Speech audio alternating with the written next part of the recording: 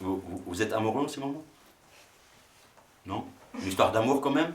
Ouais, c'est pas le temps. Oh, il n'y a même pas de bisous. Attention, Jihad, tu vas tomber derrière.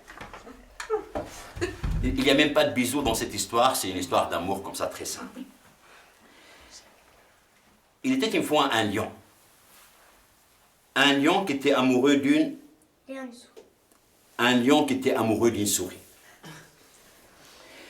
Le lion était tellement amoureux de la souris, tous les matins, il venait se promener devant elle et puis il montrait ses muscles. La souris éclatait de rire. Le lion était vexé. Un jour, il est parti dans la forêt, il a chassé un renard. Il a jeté le renard devant la souris, il a gonflé ses muscles. La souris a éclaté de rire. Le lion était très vexé. Il est reparti, il a chassé une hyène. Vous connaissez les hyènes? Il a jeté la hyène devant la souris, il a montré ses muscles. La souris a dit, s'il te plaît, arrête. Déjà, la hyène, ça sent mauvais. En plus, ce n'est pas ça qui m'intéresse. Le lion, qui est très vexé, lui dit quoi? Toi, la souris, tu ne crois pas que je suis le plus fort? La souris dit, tu sais, tu es fort, tu es très fort, tu es même très fort, mais tu n'es pas le plus fort. Il dit, ah bon? Et qui c'est qui est plus fort que moi? La souris dit, il y a moi, il y a en plus, il y a l'homme. Le lion a dit, l'homme, c'est quoi l'homme? Je traversais la plaine, la montagne et le désert. Je n'ai jamais rencontré un animal qui s'appelle comme ça. C'est quoi l'homme? La souris a dit, tu sais, l'homme est un peu bizarre, il marche sur deux pattes, il appelle ça des jambes. Je peux te le montrer si tu veux. Et puis la souris est partie devant. Le lion l'a suivi. Ils sont arrivés à l'entrée d'un champ, un champ immense. Au milieu du champ, il y avait un palmier, un grand arbre. Au bout du champ, il y avait un homme. Un homme qui était tout petit, un homme qui était tout maigre. Il piochait, il transpirait, il était complètement épuisé. La souris a dit, l'homme c'est lui. Ah, cette fois-ci, c'est le lion qui éclatait de rire. Il a dit, lui plus fort que moi. Écoute la souris, reste caché dans l'herbe, je vais le manger devant toi. La souris est restée cachée dans l'herbe. Le lion entre dans les champs. Peut-être vous le savez, avant de voir un lion, on sent son souffle. Et l'homme a senti dans son dos le souffle du lion. L'homme a eu peur, mais il est resté calme. Un jour, il est parti dans la forêt, il a chassé un renard. Il a jeté le renard devant la souris, il a gonflé ses muscles. La souris a éclaté de rire. Le lion était très vexé. Il est reparti, il a chassé une hyène. Vous connaissez les hyènes? Il a jeté la hyène devant la souris, il a montré ses muscles. La souris a dit, s'il te plaît, arrête. Déjà, la hyène, ça sent mauvais. En plus, ce n'est pas ça qui m'intéresse. Le lion, qui est très vexé, lui dit quoi? Toi, la souris, tu ne crois pas que je suis le plus fort? La souris dit, tu sais, tu es fort, tu es très fort, tu es même très fort, mais tu n'es pas le plus fort. Il dit, ah bon? Et qui c'est qui est plus fort que moi? La souris dit, il y a moi, il y a en plus, il y a l'homme. Le lion a dit, l'homme, c'est quoi l'homme? Je traversais la plaine, la montagne et le désert. Je n'ai jamais rencontré un animal qui s'appelle comme ça. C'est quoi l'homme? La souris a dit, tu sais, l'homme est un peu bizarre, il marche sur deux pattes, il appelle ça des jambes. Je peux te le montrer si tu veux. Et puis la souris est partie devant. Le lion l'a suivi. Ils sont arrivés à l'entrée d'un champ, un champ immense. Au milieu du champ, il y avait un palmier, un grand arbre. Au bout du champ, il y avait un homme. Un homme qui était tout petit, un homme qui était tout maigre. Il piochait, il transpirait, il était complètement épuisé. La souris a dit, l'homme c'est lui. Ah, cette fois-ci, c'est le lion qui éclatait de rire. Il a dit, lui plus fort que moi? Écoute la souris, reste caché dans l'herbe, je vais le manger devant toi. La souris est restée cachée dans l'herbe. Le lion entre dans les champs.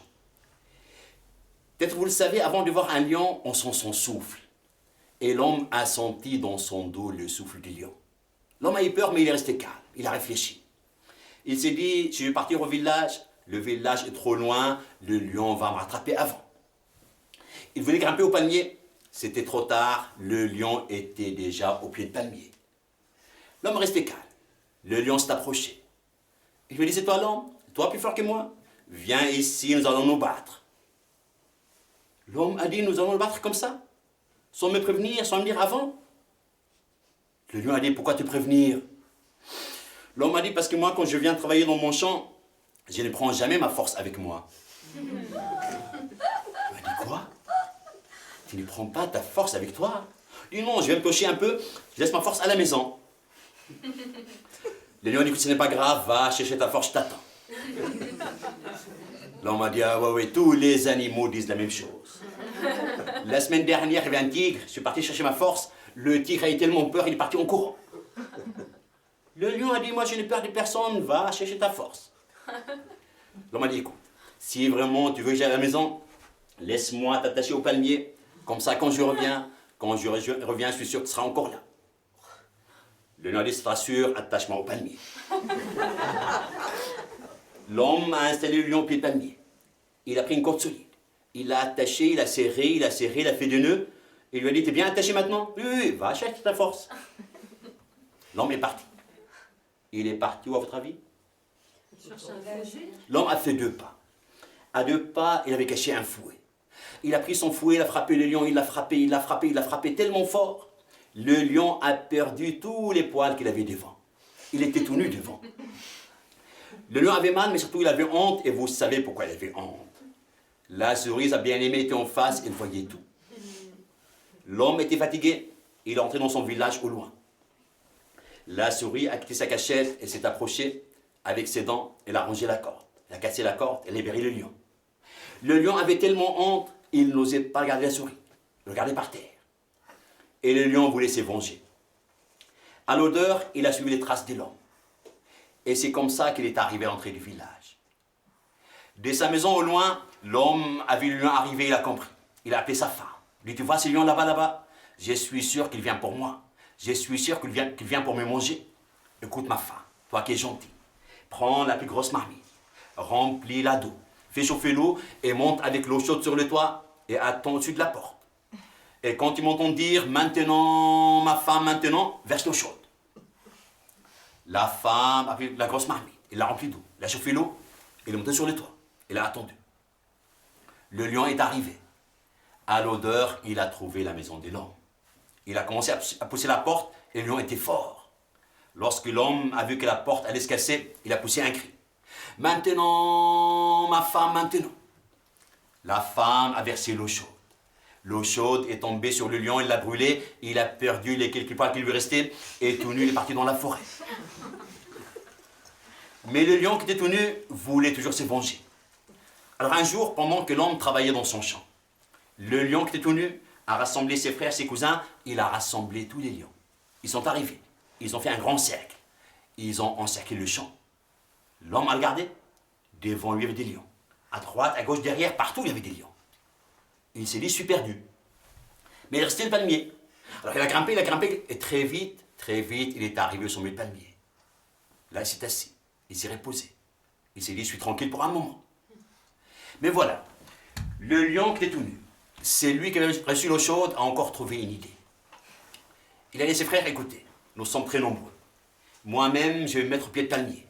L'un de vous se mettra sur mon dos, et l'un sur l'autre. L'un sur l'autre, nous allons faire la pyramide, nous allons manger l'homme qui est caché là-haut.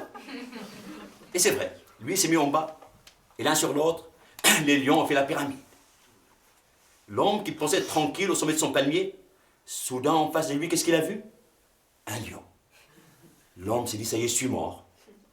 Regardez en bas, au pied du palmier, il a vu le lion qui était tout nu, le lion qui avait reçu l'eau chaude.